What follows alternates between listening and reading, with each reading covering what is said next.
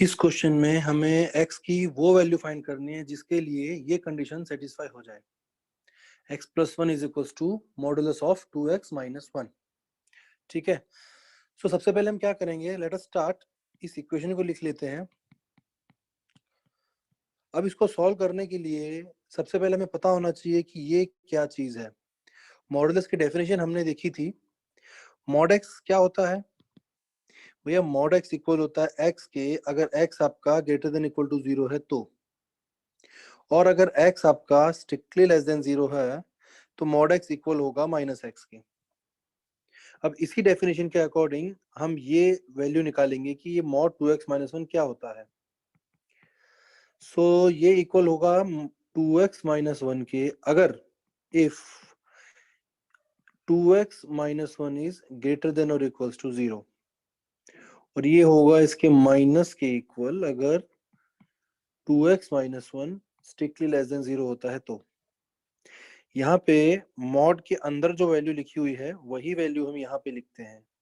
ठीक है, इसलिए अंदर जो वैल्यू लिखी हुई है वही वैल्यू हमने यहाँ पे लिखी, वही वैल्यू हमने यहाँ लिखी, तो यहाँ पे भी सेम वही वैल्यू हमने यहाँ लिखी। मतलब एज इट इज हमने जैसा कि ये डेफिनेशन दी हुई है वैसे ही हमने ये डेफिनेशन लिख ली इसकी। अब देखिए इसके अलग अलग केस बना के देखते हैं। सबसे पहला case, if 2x minus one is greater than और इक्वल्स टू 0, मतलब हम किसकी बात कर रहे हैं? हम बात कर रहे हैं इस केस की। अब यहाँ पे 2x minus one greater than equal to 0 है, इसका मतलब क्या हुआ? जो 2x है वो ग्रेटर देन और इक्वल्स टू 1 हो गया। इसका मतलब x जो है वो ग्रेटर देन और इक्वल्स टू 1/2 हो गया। अब देखिए जब भी आपका x 1/2 या उससे बड़ा होगा तब क्या होगा, हम वो चेक कर रहे हैं। ठीक है, उस वक्त आपका जो ये वैल्यू है मॉडुलस में, ये किसके इक्वल होगी? 2x माइनस वन के। और अब इस इक्वेशन को देखिए, आप इस इक्वेशन को यहाँ पे लिखेंगे, इसको ट्राई करेंगे सॉल्व करने का। x plus one is equals to 2x minus one. भैया दो अलग अलग केस ले रहे हैं हम। ये हमारा पहला वाला केस है, केस वन। ये हम पहले केस की बात कर रहे हैं। अब यहाँ पे ये किसके इक्वल होगा? 2x माइनस वन के। क्यों? क्योंकि ये हमने यहाँ पे पहला केस लिया हुआ है। अब यहाँ पे क्या करना है हमको? x plus one is equal to 2x minus one है। इसका मतलब यहाँ से x को आप यहाँ पे लेके जाइए और 1 को आप यहाँ पे लेके जाइए। ये क्या मिलेगा आपको? 2x minus x is equal to x, और 1 plus one is equal to 2। तो x की वैल्यू क्या मिली आपको? 2। ओके, अब इसी तरीके से आप दूसरा वाला केस देखिए। अब हम सेकंड केस देखते हैं। फर्स्ट केस क्या था हमारा? सबसे पहले हमने देखा कि ये 2x minus one greater than equal to 0 है तो x आपका 2 मिलेगा। अब अगर 2x minus one less than 0 होगा तो आपको x क्या मिलेगा? चलो देखते हैं।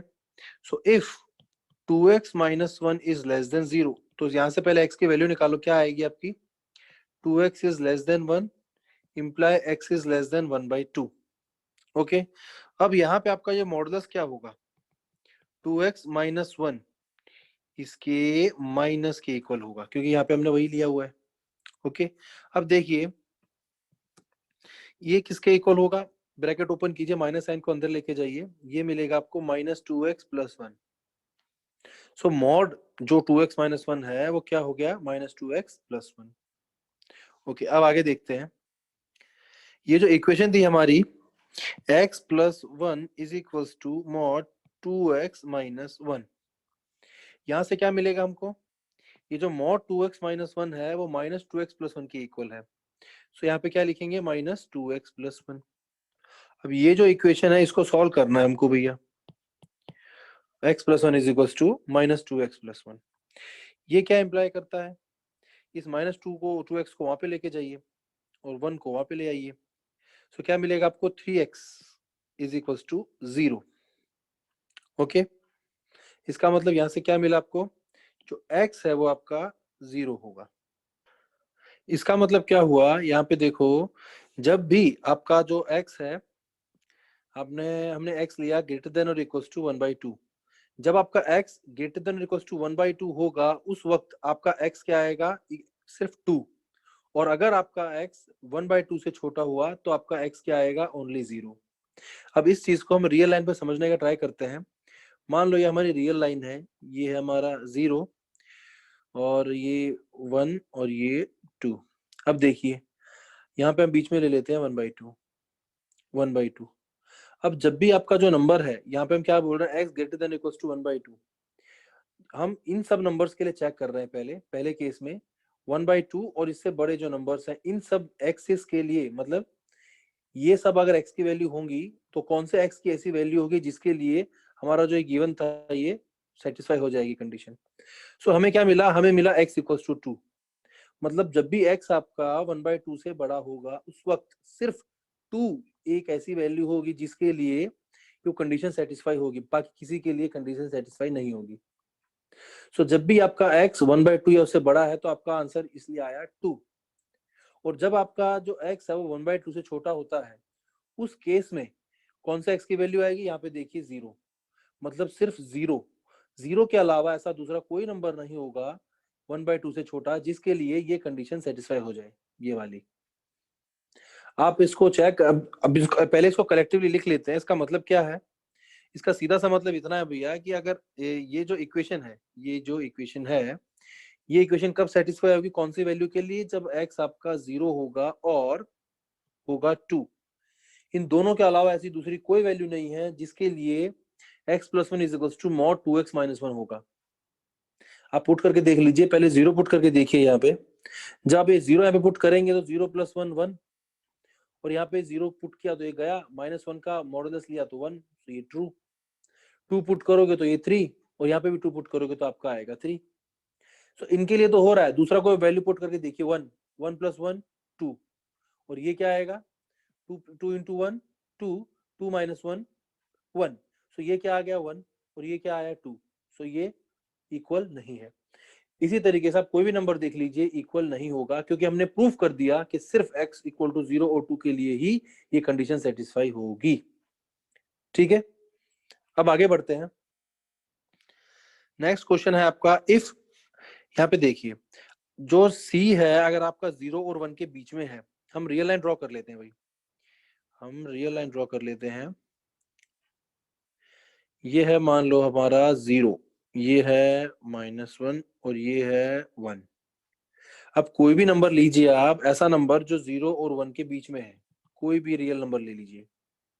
उस रियल नंबर की हम बात करते हैं। सपोज हमने कोई रियल नंबर लिया, उसको बोला हमने यहाँ पे कहीं है c। एग्जाम्पल के लिए ले लेते हैं, मान लो हम ले लेते हैं c = 0.1। तो अगर आप c की पावर करोगे c² तो क्या मिलेगा आपको, 0.01। मतलब आपने इसकी पावर बढ़ा रहे हो, c की पावर जब आप बढ़ा रहे हो तो जो नंबर है वो आपका छोटा हो रहा है। तो यहाँ पे क्या हुआ, जो c है वो आपका बड़ा हो जाएगा c² से, c² सिमिलरली बड़ा हो जाएगा c³ से, c³ सिमिलरली बड़ा हो जाएगा c⁴ से, एंड सो ऑन। ठीक है, अब यहाँ पे देखिए, यहाँ पे हमने क्या बोला हुआ है कि c⁻m is less than c⁻n whenever m is greater than n। यहाँ पे देखिए c⁻m और c⁻n के बीच का रिलेशन देखते क्या है। हमने क्या लिया हुआ है, m is greater than n। जब भी m आपका बड़ा होगा तब क्या होगा, जैसे कि हमने यहाँ पे देखा, जब भी ये बड़ा होता है उस वक्त क्या हो जाता है, छोटा हो जाता है भैया। सो सिमिलरली यहीं से पता चल जाएगा कि ये छोटा होने वाला है। जैसे जैसे ये जो नंबर है वो बड़ा होता जाएगा, c की पावर बड़ी होती जाएगी, नंबर हमारा छोटा होता जाएगा। सो यहाँ पे आप कोई भी नंबर लेते हो रियल लाइन पे, यहाँ पे आपने c लिया, इसकी जब आप पावर लोगे तो यहाँ नजदीक चला जाएगा 0 के। जब यहाँ पे जो भी आपका c² आएगा उसकी पावर लोगे तो और नजदीक चला जाएगा c³। एक और पावर लोगे तो और नजदीक चला जाएगा c⁴, एंड सो ऑन। मतलब जो c है आपका 0 1 के बीच में कोई भी नंबर अगर आप लेते हो यहाँ पे, सो उसकी जब आप पावर बढ़ाते जाओगे तो नंबर आपका छोटा होता जाएगा और 0 के नजदीक जाएगा। ठीक है, सो पहली वाली जो चीज है वो हम देख चुके हैं। अब सेकंड वाला देखिए, जो अगर c आपका 1 से बड़ा हो, तो अगर मान लो c कहीं यहाँ पर है तो क्या होगा। अगर c आपका 1 से बड़ा है, मतलब आप ले लीजिए 2, सो 2 की पावर करिए, 2 क्या हो जाएगा 4. सो 2 इज लेस देन 2 स्क्वायर. ये छोटा होगा 2 क्यूब विच इज 8. ये छोटा होगा 2 raise to 4 which is 16 and so on. इसका मतलब क्या हुआ कि अगर नंबर जो है आपका सी वो 1 से बड़ा है, मतलब 1 से बड़ा कोई भी नंबर अगर आप लेते हो, उस नंबर की पावर जैसे जैसे आप बढ़ाओगे, इंक्रीज करोगे, वो नंबर आपका बड़ा होता जाएगा और वो इन्फिनिटी को अप्रोच करेगा. सो कोई भी नंबर आपने लिया, अगर वो 1 से छोटा है तो उसकी पावर 0 की तरफ जाएगी. अगर कोई नंबर लेते हो जो 1 से बड़ा है तो उसकी पावर इन्फिनिटी की तरफ जाएगी. ठीक है. सो ये चीज हमें ध्यान में रखनी है भैया. एग्जाम में 2-3 बार इसका यूज करके, इस कॉन्सेप्ट का यूज करके क्वेश्चन आया हुआ है. नेक्स्ट है if a is less than b then a raise to n is less than b raise to n. इसमें कुछ देखने का नहीं भाई. यहाँ पे देखने वाली चीज इसलिए थी क्योंकि हम सेम नंबर ले रहे थे c और उसकी पावर्स हम देख रहे थे. ये भी दोनों सेम है. यहाँ पे क्या हो रहा है, हम दो अलग अलग नंबर्स को कंपेयर कर रहे हैं. जब नंबर दो अलग अलग हैं तो इनकी आप पावर जो भी लोगे, अब ये दो नंबर चाहे 0-1 के बीच में हो, चाहे ये दो नंबर 1 से बड़े हो, चाहे ये नेगेटिव हो, कहीं पे भी हो भैया, इनकी आप कुछ भी पावर लेते हो तो जैसे ये रिस्पॉन्ड करेगा उसके करस्पॉन्डिंग उसी तरह से ये भी रिस्पॉन्ड करेगा. सो अगर a छोटा है b से तो a रेज़ टू n भी b से ऑटोमेटिकली छोटा हो जाएगा. अब नेक्स्ट देखते हैं. नेक्स्ट क्वेश्चन में if a comma b belongs to r, हम कोई भी दो रियल नंबर्स ले रहे हैं भैया और हमने कहा है कि a square plus b square equals to 0 है. कब होगा, जब आपका a और b 0 होगा तब, अदरवाइज नहीं. इफ एंड ओनली इफ, मतलब यही एक ओनली पॉसिबिलिटी है. हम देखते हैं भैया, देखिए क्या क्या पॉसिबिलिटी है ए और बी की. भैया ए और बी जो है, या तो दोनों के दोनों आपके 0 से बड़े होंगे, या दोनों के दोनों 0 से छोटे होंगे, या दोनों 0 होंगे बी, या फिर एक छोटा हो जाएगा एक बड़ा हो जाएगा 0 से, and vice versa. Vice versa मतलब इसको ग्रेटर देन 0 ले लो, इसको आप लेस देन 0 ले लो. ठीक है. सो इस तरह के केसेस आपके अलग अलग बनेंगे. अब देखिए आपको क्या बोला क्या गया है कि a square plus B square जो है वो इज इक्वल्स टू 0 है. तो यहाँ पे देखिए अगर आपका a ग्रेटर देन 0 है और b ग्रेटर देन 0 है तो उनका स्क्वायर क्या होगा भाई, पॉजिटिव नंबर का स्क्वायर पॉजिटिव, तो इसका भी पॉजिटिव, a स्क्वायर भी पॉजिटिव और b स्क्वायर भी पॉजिटिव, उसको ऐड करोगे तो पॉजिटिव. ठीक है. तो 0 तो नहीं होगा भैया अगर आपका दोनों नंबर ग्रेटर देन 0 है. तो इस केस में अगर दोनों नंबर आपके लेस देन 0 है तो क्या होगा, नेगेटिव नंबर का स्क्वायर करोगे तो वो पॉजिटिव हो जाता है. सो ये भी पॉजिटिव हो जाएगा, ये भी पॉजिटिव हो जाएगा. ठीक है. अब ये दोनों पॉजिटिव हुआ तो पॉजिटिव पॉजिटिव का एडिशन करोगे तो पॉजिटिव हो जाएगा. सो इस केस में भी A square plus B square positive होगा. ये केस देख लीजिए. सिमिलरली ये दोनों, एक नेगेटिव और एक पॉजिटिव.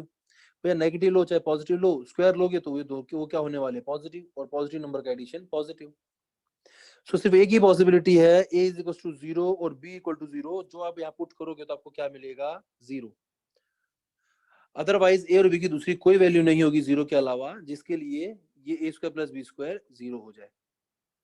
बहुत ही साधारण सी बात है भैया, लेकिन उसके बाद बावजूद हमने इसको अलग अलग केसेस बना के लेके देखे हैं. ये सोचने का बस तरीका है जो आपको डिफरेंट डिफरेंट क्वेश्चंस में काम आएगा भाई. ठीक है. और अदरवाइज ये तो बहुत ऑब्वियस है, इसको सिंपली बोल के भी निकल सकते थे कि भाई ये तो ऑब्वियस है. इसी तरीके से आप दूसरा वाला पोर्शन देखिए. हम कोई भी दो रियल नंबर लिए हमने, a और b. अब इसके लिए हमने क्या बोला है कि अगर a less than equal to b plus epsilon है, अगर ये चीज ट्रू है, मतलब अगर a लेस देन और equal to b plus epsilon है for every epsilon greater than 0. यहाँ पे देखो हमने यहाँ पे कंडीशन क्वेश्चन में दी हुई है, ये for every epsilon greater than 0. ठीक है. अब यहाँ पे इसको सेम चीज को हम रियल लाइन से एक बार देख लेते हैं. कोई भी a आपने यहाँ पे लिया, b आपने यहाँ पे लिया, तो b प्लस एप्सिलॉन कहीं ना कहीं यहाँ पे होगा क्योंकि एप्सिलॉन ग्रेटर देन 0 है अभी. ओके. अब देखिए जो एप्सिलॉन है वो 0 को अप्रोच कर रहा है.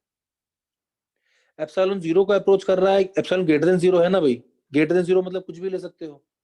मैंने आपको पहले भी बताया था कि जब भी हम इस तरह के केस देखते हैं, एप्सिलॉन जहाँ पे भी होता है, हम एप्सिलॉन को 0 के नजदीक लेके जाते हैं, जितना हो सकता है 0 के क्लोज लेके जाते हैं. क्योंकि अगर आप बहुत बड़ा नंबर लोगे तो कुछ कंक्लूजन नहीं मिलेगा। आपको प्रॉपर कंक्लूजन तभी मिलेगा जब आप उस एप्सिलॉन को छोटा करोगे, उस एप्सिलॉन को जीरो के नजदीक लेके जाओगे, उस एप्सिलॉन को जीरो की तरफ अप्रोच करोगे। ओके, सो यहाँ पे भी इसी तरीके से जब ये एप्सिलॉन बी की तरफ जीरो की तरफ अप्रोच करेगा, मतलब एप्सिलॉन जब जीरो की तरफ जाएगा उस वक्त जो बी प्लस एप्सिलॉन है वो बी की तरफ जाएगा। एप्सिलॉन जीरो की तरफ जाएगा उसका मतलब एप्सिलॉन छोटा होता जाएगा। जब एप्सिलॉन छोटा होगा तो ये बी प्लस एप्सिलॉन भी छोटा होगा, जब ये छोटा होगा तो ये कुछ यहाँ पर आ जाएगा। अब देखिए जब एप्सिलॉन यहाँ पे था, अब कुछ छोटा नंबर लिया तो यहाँ आ गया, और छोटा अगर आपने एप्सिलॉन लिया तो यहाँ आ गया, एप्सिलॉन और छोटा किया तो यहाँ आ गया, और छोटा किया तो यहाँ आ गया। वे चलता जाएगा चलता जाएगा चलता जाएगा। ठीक है, सो आपके पास एक ही पॉसिबिलिटी बचेगी कि अगर ये चीज ट्रू है for every epsilon greater than zero, so ये जो बी है, बी प्लस एप्सिलॉन है, वो क्या हो जाएगा अल्टीमेटली, वो आपका बन जाएगा बी। ठीक है, सो उस केस में ये जो इनइक्वालिटी है वो क्या बनेगी आपकी, ए इज लेस देन और इक्वल्स टू बी। ओके, अब हम आगे देखते हैं। नेक्स्ट है, कोई भी आप दो नंबर ले लीजिए, दो रैशनल नंबर्स का एडिशन और मल्टीप्लिकेशन दोनों ही क्या होता है, रैशनल होता है। यहाँ पे लिख लेते हैं, दोनों ही क्या होता है, रैशनल। क्यों होता है भैया, ये जो रैशनल नंबर्स का सेट है वो क्या बनाता है, फील्ड बनाता है। फील्ड का कॉन्सेप्ट हम बाद में देखने वाले हैं एब्स्ट्रैक्ट अलजेब्रा में। अभी हम सिर्फ शॉर्ट में इतना देख लेते हैं कि ये जो भी है, ये दो रैशनल नंबर्स का अगर आप ऐड करोगे तो रैशनल ही मिलेगा और मल्टीप्लिकेशन भी उसका रैशनल ही मिलेगा। अब कोई भी अगर आप दो एक रैशनल नंबर लेते हो और एक इररैशनल नंबर लेते हो, तो रैशनल प्लस इररैशनल ये क्या होता है भैया, ये होता है आपका इररैशनल नंबर। ये होता है क्या, इररैशनल नंबर। इसी तरीके से दोनों का मल्टीप्लिकेशन भी इररैशनल ही होगा। एग्जांपल देख लीजिए आप कोई, एक आपने रैशनल नंबर लिया 1, इररैशनल नंबर लिया आपने मान लो पाई, सो इन दोनों को ऐड करोगे तो यही मिलेगा भैया। थोड़ा दिमाग लगाइए, थोड़ा आप सोच के देखिए, इररैशनल नंबर क्या होता है। जैसे कि पाई की वैल्यू थी, पाई की वैल्यू कुछ 3.14 समथिंग समथिंग समथिंग चलती जा रही है, इसके अंदर आप 1 ऐड करोगे तो 1 ऐड करने के बाद क्या मिलेगा, 4.14 समथिंग समथिंग चलते जा रहा है, तो ये तो इररेशनल का इररेशनल ही रहेगा ना। ठीक है, सो जो रैशनल नंबर्स होते हैं वो रैशनल नंबर का कहीं ना कहीं जगह टर्मिनेट हो जाते हैं या फिर वो रिकरिंग होते हैं, और ये क्या होता है इररेशनल नंबर्स में, वो कहीं टर्मिनेट नहीं होते, वो चलते जाते हैं। सो आपने कोई दो नंबर लिया, एक नंबर लिया मान लो ए, जो कि आपका रैशनल है तो पॉइंट के बाद कुछ कुछ कहीं पे जाके रुक जाएगा। दूसरा आपने नंबर लिया इररेशनल नंबर बी, वो जो इररेशनल नंबर है वो पॉइंट के बाद कहीं वो चलता जाएगा चलते जाएगा चलते जाएगा। जब आप ऐड करोगे इन दोनों नंबर्स को, इसको आप ऐड करोगे तो इन दोनों को ऐड करके यहाँ पे कुछ लिख दोगे, और इन सबको ऐड करते हुए आप यहाँ पे लिख दोगे जो भी आएगा, लेकिन ये सब नंबर तो रहेगा ही ना। सो ये सब नंबर भी एज इट इज आ जाएंगे भैया चलते, तो इसका मतलब इनका जो एडिशन होगा ए प्लस बी, वो एडिशन चलता जाएगा चलता जाएगा चलता जाएगा। ठीक है, सो जो एडिशन है वो क्या हो जाएगा अल्टीमेटली आपका इररेशनल ही हो जाएगा। इसी तरीके से आप मल्टीप्लिकेशन देख सकते हो। भाई प्रूफ की बात नहीं है, बात है विजुअलाइजेशन की, चीजों को आप कैसे इमेजिन कर सकते हो, देख सकते हो, घुमा फिरा के उसको इस तरह से देख लो कि आप सेटिस्फाई हो जाओ, आपको पता चल जाए हाँ ये चीज ट्रू है। सेटिस्फाई इसलिए होना है ताकि हम उस चीज को भूल ना पाए, अगर आप रटोगे तो भूल जाओगे। हाँ भैया हो, मान लिया तो मतलब भूल गए, मानना नहीं है, उसको समझना है, उसको इतना अच्छे से समझना है कि आपके अंदर तक उतर जाए वो चीज। जैसे कि हमने यहाँ पे देखा, अगर आप ये इमेजिनेशन नहीं करता, मैं सिर्फ इतना बोल के अगर चला जाऊं कि इस दोनों का एडिशन इररेशनल होता है, तो शायद आपको याद ना भी रहे, लेकिन यहाँ पे अब आपको याद रह जाएगा, क्योंकि ये कहीं ना कहीं टर्मिनेट हुआ और ये चलता जाएगा। इसको ऐड करोगे तो इसे इतना पोर्शन चेंज होगा, बाकी ये सब नंबर एज इट इज यहाँ पर आ जाएंगे, तो ये जो नंबर वो भी चलता जाएगा चलता जाएगा चलता जाएगा। सो ऑटोमेटिकली क्या बन गया, इररेशनल। ठीक है, सो चीजों को विजुलाइज करने का ट्राई करो। अब इसी तरीके से अगर आपके पास दो इररेशनल नंबर्स हैं, उन इररेशनल नंबर्स को का एडिशन क्या होगा, ये देखिए हम देखते हैं। मान लो फॉर एग्जांपल √2 इररेशनल नंबर है, राइट। अब √2 इररेशनल है तो -√2 भी इररेशनल होगा, दोनों ही इररेशनल नंबर हैं। अब इन दोनों इररेशनल नंबर्स को हम ऐड कर देते हैं। जब इन दोनों इररेशनल नंबर को ऐड, देखो प्लस माइनस ऐसे नहीं आ सकते, इसलिए हम इसको ब्रैकेट में लिखेंगे। जब इन दोनों इररेशनल नंबर्स को आप ऐड करोगे तो क्या मिलेगा भैया, इज इक्वल्स टू 0 मिलेगा। ये पॉजिटिव में है, वो सेम नंबर या नेगेटिव में है, तो इक्वल्स टू आंसर क्या आएगा आपका 0।